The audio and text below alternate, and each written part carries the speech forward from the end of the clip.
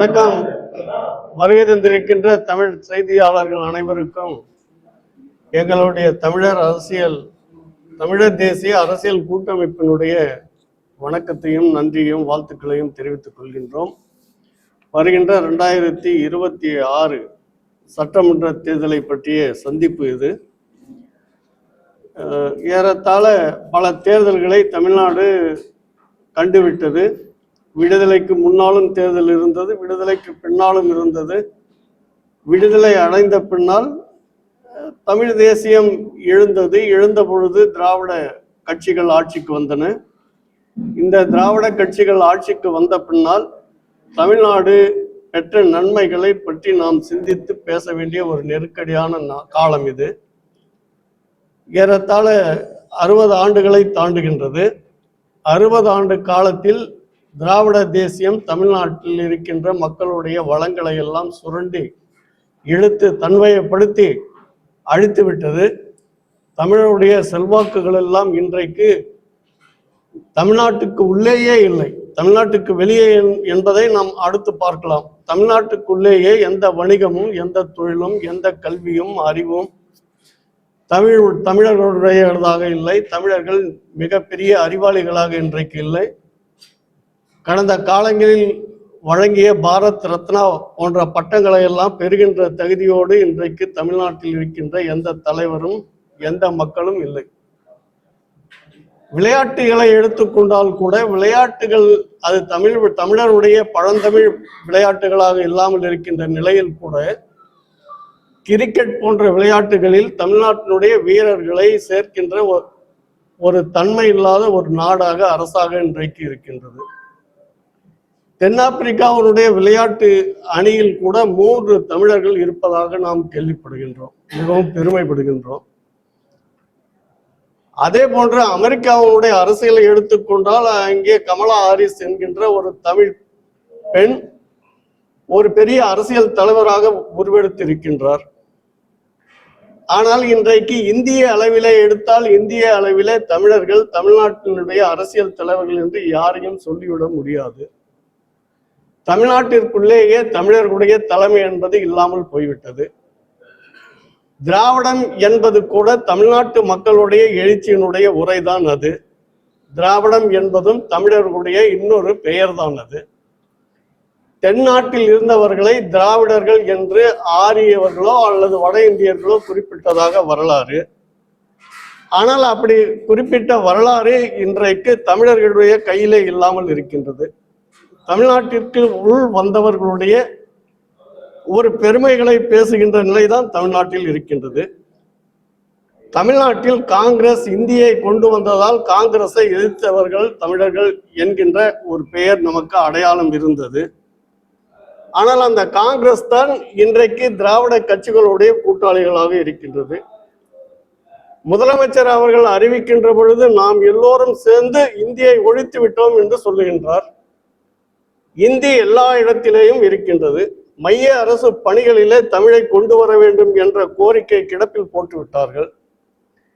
எல்லா மைய அரசு பணிகளிலேயும் இந்தி தான் ஆட்சி செய்கின்றது. அதே போன்று தமிழ்நாடு அரசு பணிகளிலே எடுத்துக்கொண்டால் தமிழ்தான் ஆட்சி என்று 1954 வருடத்தினுடைய ஆட்சி மொழி சட்டம் சொல்லுகின்றது. ஆனால் இன்றைக்கு தமிழ்நாட்டில் எந்த அறிக்கையும் தமிழில் இல்லை. எல்லா துறைகளிலேயும் தமிழ் கிடையாது. எல்லா இடங்களிலேயும் தமிழ் விளம்பரங்கள் கிடையாது, பேச்சு வழக்குகள் கிடையாது. வழக்கு மன்றங்களிலே தமிழ்தான் நடைமுறை என்ற சட்டம் நியாதி இன்றைக்கு கிடையாது. இப்படியே பார்த்தால் தமிழ்நாடு தமிழர்களுடைய நாடாகவும் இன்றைக்கு இல்லையே என்கின்ற வருத்தம் எழுந்ததனுடைய விளைவுதான் இன்றைக்கு தமிழ் தேசிய அரசியல் கூட்டமைப்பு. தமிழ் தேசிய அரசியல் கூட்டமைப்பை ஏறத்தாழ 5 ஆண்டுகளுக்கு 6-7 ஆண்டுகளுக்கு முன்பே நாங்கள் தொடங்கிவிட்டோம். ஆனால் வளர்ச்சி பெறுவதற்கான வாய்ப்புகள் மிக குறைவாக இருக்கின்றது. ஏன் வாய்ப்புகள் இல்லை என்றால் மக்கள் எல்லாம் இன்றைக்கு எந்த அரசியல் தலைவரையும் அல்லது அரசியலுக்காக நாட்டு மக்களுக்காக இருக்கின்றவர்களையும் அடையாளப்படுத்துகின்ற ஒரு தன்மை இன்றைக்கு இல்லாமல் இருக்கின்றது. அரசியல் என்றால் உழைக்கின்ற மக்களுடைய கையிலே இருக்க வேண்டும். உண்மையிலேயே அறிவாளர்களுடைய கையிலே இருக்க வேண்டும். ஆனால் இன்றைக்கு அரசியல் என்பது திரைப்பட துறையை சார்ந்தவர்களுக்கு, நடிக்க வருகின்றவர்களுக்கு ஒரு பெரிய ஆவலை தருகின்ற ஒரு இடமாக இன்றைக்கு அரசியல் இருக்கின்றது. ஒரு காலத்தில் கோடம்பாக்கம் என்றால் திரைப்படத்துறை என்று அடையாளம் இருந்தது. ஆனால் இன்றைக்கு கோடம்பாக்கம் அழிந்து விட்டது. இன்றைக்கு முழு அடையாளமாக தமிழக அரசினுடைய தலைமை செயலகம் தான் இருக்கின்றது. ஒரு நடிகர் பேசுவதை போலவே முதலமைச்சர் பேசுகின்றார். ஒவ்வொரு 5 ஆண்டுக்கு ஒரு முறையும் அரசியல் கட்சிகள் பேசுகின்றன. ஒவ்வொரு 5 ஆண்டு கடந்த பின்னால் மறுபடியும் புது புது கொள்கைகளை தருகின்றன, புது புது பேச்சுகளை பேசுகின்றன. இன்றைக்கு தமிழ்நாடு அறிவில் சிறந்த, கல்வியில் சிறந்த நாடாக இருந்த தமிழ்நாடு இன்றைக்கு வெற்று போதைகளுக்கு அடிமையாக இருக்கின்றது. ஒரு பக்கம் பார்த்தால் திரைப்பட மோகம், இன்னொரு பக்கம் பார்த்தால் போதை குடியல்கள், போதை சாராயங்களை விற்கின்ற ஒரு அரசு இந்த உலகத்திலேயே எங்கேயும் இருக்காது. உலகத்திலேயே மக்களை ஏமாற்றுவதற்கும், போதைக்கு அடிமையாக்குவதற்கும், அவர்களை ஏமாற்றி அவர்களிடமிருந்து வாக்குகளை பறிப்பதற்கு, பொய் சொல்லுவதற்குமாக ஒரு பெரிய தீண்டாமை அரசியல் இன்றைக்கு நிலவுகின்றது. மக்களுக்கும் அரசியல் கட்சிகளுக்கும் எந்த ஒரு உடன்பாடும் கிடையாது. யாரை யாரும் தொட்டு வணங்குவது கிடையாது. கடந்த தேர்தலில் சொன்ன உறுதிமொழிகளை எல்லாம் இன்றைக்கு படித்து பார்த்து அவர்கள் வெட்கப்படுவதும் இல்லை. இந்த சூழ்நிலை தொடங்குகின்ற நேரத்தில் தான் நாம் இப்பொழுது தமிழர்களை காப்பாற்ற வேண்டும், தமிழ்நாட்டு மக்களை காப்பாற்ற வேண்டும், தமிழ் நிலத்தை காப்பாற்ற வேண்டும். ஒரு நேரத்தில் ஆந்திரம் எழுந்தது, எங்களுக்கென்று தனி மாநிலம் வேண்டும் என்று. அந்த போராட்டத்தில் தமிழர்கள், தமிழ்நாட்டினுடைய தலைவர்களாக இருந்தவர்கள் எல்லாம் எழுந்தார்கள். எங்களுடைய மண், எங்களுடைய மண்ணை காப்பதுதான் எங்களுடைய வேலை என்று வடக்கிலே மங்களங்களார், மாப்போசி போன்றவர்கள், தெற்கிலே எடுத்துக்கொண்டால் எல்லோரும் கன்னியாகுமரி நம்மை விட்டு போய்விட்டது. திருவனந்தபுரம் மலையாளத்தினுடைய தலைநகராக இன்றைக்கு இருக்கின்றது. ஆனால் அதையெல்லாம் மீட்டெடுக்க வேண்டும்.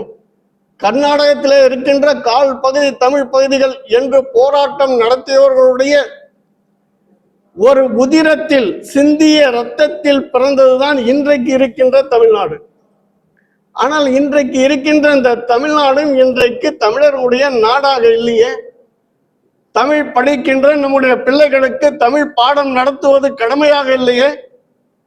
தமிழ்நாட்டு அரசியல்வாதிகள் எல்லாம் மேடைக்கு ஒவ்வொரு பேச்சு பேசுகின்றார்கள். முதலமைச்சரை பார்த்தா அவர் ஏதோ ஒரு அரைக்குறை சட்டையில வர்ற மாதிரி இருக்கு. வேட்டி சட்டையை காணுமே தமிழர்களுடைய உடுப்பா இருக்கின்றது. ஒவ்வொரு மொழிக்கும், ஒவ்வொரு இனத்திற்கும் ஒரு அடையாளம் இருக்கு. அந்த அடையாளம் எல்லாம் காப்பாற்றப்பட வேண்டும். அந்த காப்பாற்றப்படுவதற்காகத்தான் தேர்தல் அரசியல். அப்படி வருகின்றவர்கள் சொல்லுகின்ற உறுதிமொழிகள் எல்லாம் நடைமுறைப்படுத்தியிருந்தால் இன்றைக்கு இந்தியாவில் மட்டுமல்ல, உலகத்திலேயே மிகச் சிறந்த ஒரு நாடாக தமிழ்நாடு இருந்திருக்கும் என்பதுதான் நம்முடைய வேதனை. தமிழர்கள் எங்கெங்கெல்லாம் இருக்கின்றார்கள், அங்கெங்கெல்லாம் தமிழை படிக்கின்றார்கள். தமிழ் படித்து அவர்கள் அறிவாளிகளாக இருக்கின்றார்கள். அவர்கள் படைத்ததுதான் இன்றைக்கு கணினி என்ற ஒரு சொல். மலேசிய, சிங்கப்பூர் தமிழர்கள் கொடுத்ததுதான் கணினி என்ற தமிழ். அந்த கணிலே இருக்கின்ற அத்தனை செயல்பாடுகளையும் தமிழ்படுத்தியவர்கள் மலேசிய, சிங்கப்பூர் தமிழர்கள். ஆனால் அவர்களை பற்றி இன்றைக்கு இருக்கின்ற அரசியல்வாதிகளுக்கு தெரியாது, மக்களுக்கே தெரியாது, தமிழர்களுக்கே தெரியாது. ஒரு ஒற்றுமையே இல்லாமல் போய்விட்டதே. வெளிநாடுகளிலே எடுத்துக்கொண்டால் இந்தியாவில் இருக்கின்ற மக்களிலே நாம் தான் பல்வேறு நாடுகளிலே தமிழர்கள் தான். ஆனா என்ன ஒற்றுமை இருக்கு? சிங்கப்பூரினுடைய பிரதம மந்திரி தமிழன் இன்னைக்கு. ஆனா தமிழ்நாட்டினுடைய முதலமைச்சர் தமிழ்னா வருவானான்றது கேள்விக்குறி இருக்கு. எப்படி வர முடியும்? எல்லாரையும் சாதியை வைத்து பிரி பிரி பிரி என்று பிரித்து விட்டார்கள். சாதியை வைத்து உயர்ந்தவன் என்பது ஒரு ஜாதி, தாழ்ந்தவன் என்பது ஒரு ஜாதி, இன்னொரு ஜாதி, அந்த ஜாதி, இந்த ஜாதி பிரித்து கடைசியாக சாதியே இல்லை. அப்ப சாதி யாருக்கு? திராவிடர்களுக்கு மட்டும் இருக்குது. அவங்க மட்டும் ரெட்டியார்னு வைக்கலாம், அவங்க மட்டும் நாயுடுன்னு பாலத்துக்கு வைக்கலாம்.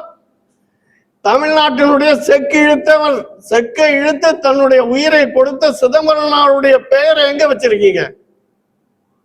சிதம்பரனார் என்று சொல்லுகின்ற சிதம்பரம் பிள்ளை நம்ம சொல்றோமா? நாம நம்ம ஜாதி பேரெல்லாம் மறந்துட்டோம், தேவையில்லை. ஏன்னா எல்லோரும் நாம் சமம்.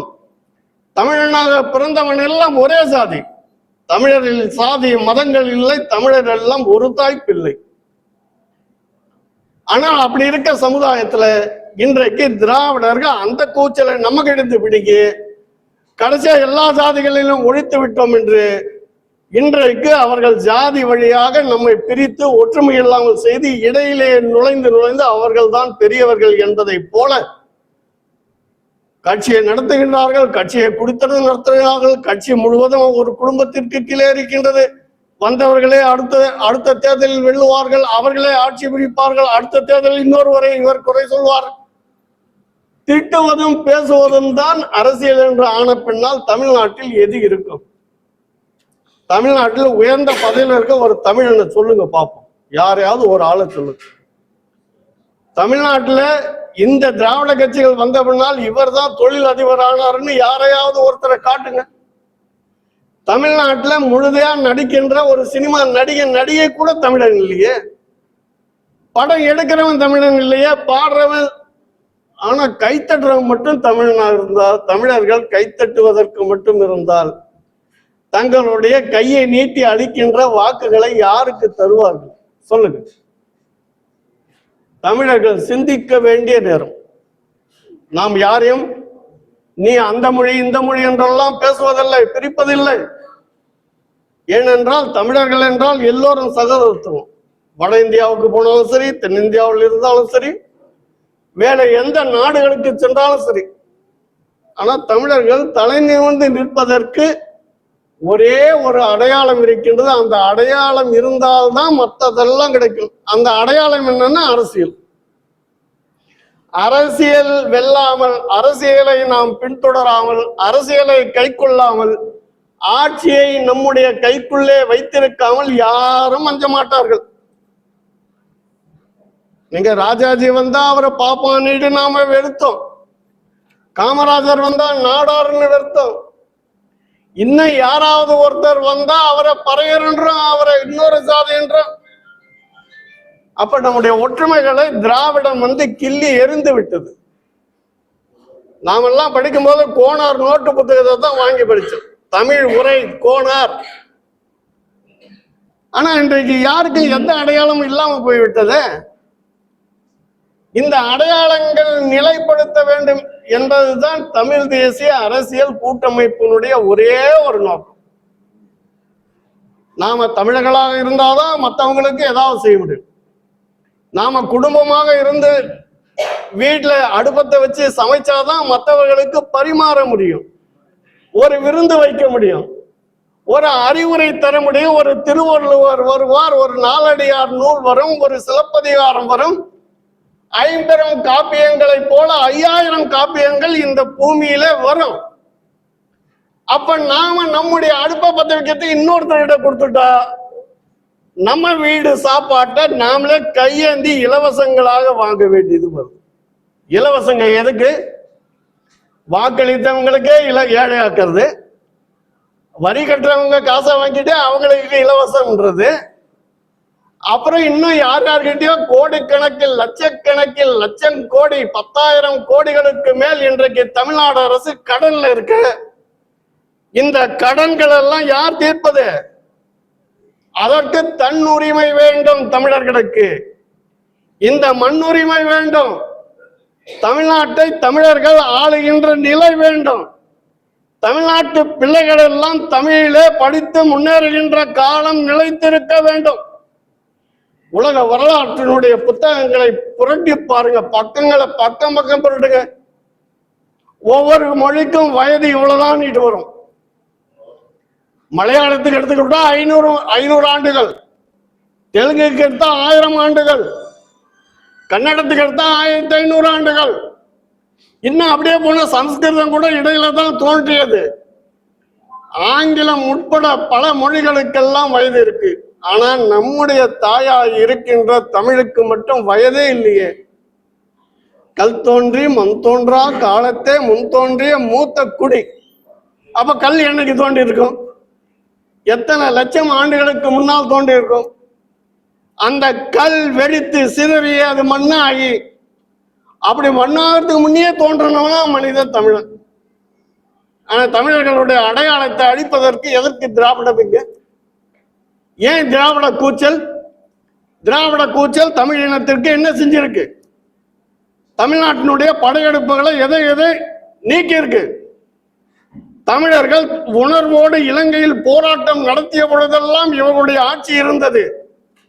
காங்கிரசும் அவர்களும் கைக்குலுக்கி கொண்டார்கள். ஆனால் இன அழிப்பு போரை தடுத்து நிறுத்தினார்களா திராவிடமும் காங்கிரசும்? யாரிடம் முறையிடுவது?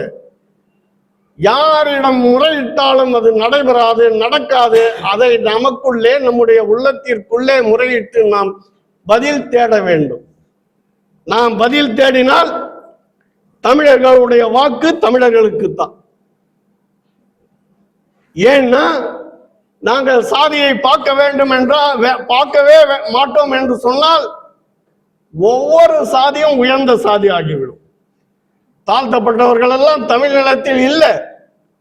உயர்ந்தவர்கள் என்பதெல்லாம் நல்ல உயர்வுடைய எண்ணம் உடையவர்கள் தான் நாங்கள். இந்த சக்தியை உருவாக்க வேண்டும் என்பதுதான் தமிழர் தேசிய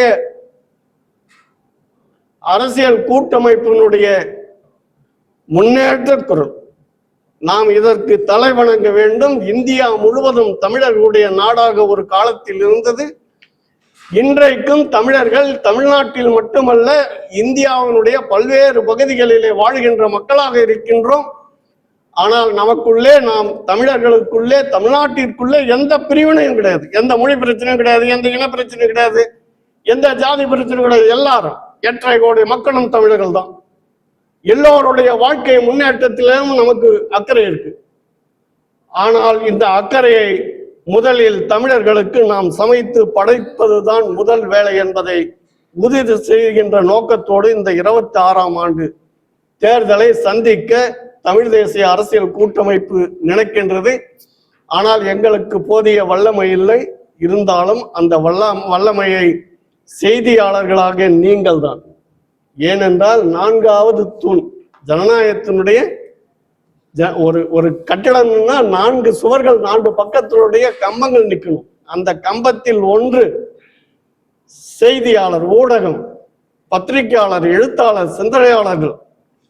நாங்களும் ஒரு வகையிலே சிந்தனையாளர்கள், நாங்களும் ஒரு வகையிலே எழுத்தாளர்கள். நானும் தன்னுரிமை இதனுடைய ஆசிரியர். அப்ப நாம் எல்லாம் சேர்ந்து மீதி 3 தூண்களையும் நிலைத்திருக்க செய்வதற்கான நேரடியான நல்லவர்களை தேர்ந்தெடுக்க வேண்டும். அதற்கு செய்தியாளர்கள், ஊடகத்தார்கள் எல்லாம் உதவி செய்ய வேண்டும். நீங்கள் எல்லாம் எங்களுடன் கலந்திருப்பதை போன்று தமிழ்நாட்டு மக்களை ஈர்த்தி அழைக்கின்ற ஒரு பெரும் செயலுக்கு உங்களுடைய செய்தியாளர்களுடைய தொடர்பு, செய்தித்தாளுடைய தொடர்பு, ஊடகத்தினுடைய தொடர்பு எங்களுக்கு வேண்டும் என்று வேண்டி கேட்டுக்கொண்டு அமைகின்ற. நன்றி, வணக்கம். 234 தொகுதிகளிலும் தமிழின சமூக சமுதாய கலப்பினம் இல்லாத இனக்குழுக்களின் ஒற்றுமை தேர்தல் களம் சட்டமன்ற தேர்தல் அறிக்கை 2026 சென்னை பத்திரிகையாளர் மன்றம் சேப்பாக்கத்தில். இந்த நேரத்தில் உங்களுடைய கேள்விகளுக்கான பதில்கள் எங்கள் ஐயா பாவலர் மு. ராமச்சந்திரன், தமிழ் தேசிய அரசியல் கூட்டமைப்பின் தலைவர் அவர்கள் அரை மணி நேரம் உங்களுக்கு செய்தியாளர்கள் பத்திரிகைக்காக உங்களுக்கு அந்த செய்தியை கொடுத்திருக்கிறாரு. நாங்கள் 234 தொகுதிகளும் எங்களுடைய செயல் திட்டத்தை இந்த அறிக்கை மூலமா எல்லாருக்கும் நாங்கள் தெரிவிச்சிருக்கிறோம். அதனுடைய செயல் திட்டத்தின் மூலமா யார் யார் நம்ம தொகுதி அந்தந்த மாவட்டம் வாரியா நாங்கள் 38 மாவட்டத்திலையும் தமிழ் தேசிய அரசியல் கூட்டமைப்பு சார்பாக வேட்பாளர்களை நாங்கள் கண்டிப்பாக நிறுத்துவோம். அதற்கான முன்னேற்பாடுகள் எல்லாமே நாங்கள் செய்துட்டு வரோம். நாங்கள் இந்த அரசியலை சந்திக்கிறதுக்கு காரணமே இறந்த மொழியையும் மண்ணையும் மாணவர்களுக்கு ஒரு எழுச்சியை உண்டு பண்றதுக்காக தான். நாங்க பொருளாதார நெருக்கடியில மிகவும் பின்தங்கி இருந்தாலும் இதற்கான ஒரு கருத்தை நாங்க கண்டிப்பா சொல்ல வேண்டும் என்ற முறையில எங்க தலைவர் பாவலர் மு. ராமச்சந்திரன் அவர்களுடைய ஐயாவின் முன்னிலையில இந்த தமிழ் தேசிய அரசியல் கூட்டமைப்பை உலக தமிழர் பேரியக்கம் தமிழர் தன்னுரிமை கட்சி இணைந்து நாங்கள் 234 தொகுதிகளிலும் பிறமொழி கலப்பில்லாத வேட்பாளர்களை நிறுத்துவோம் என்று இந்த 2026 இந்த சென்னை பத்திரிகை மன்றத்தை தெரிவித்துக் கொள்கின்றோம். நன்றி.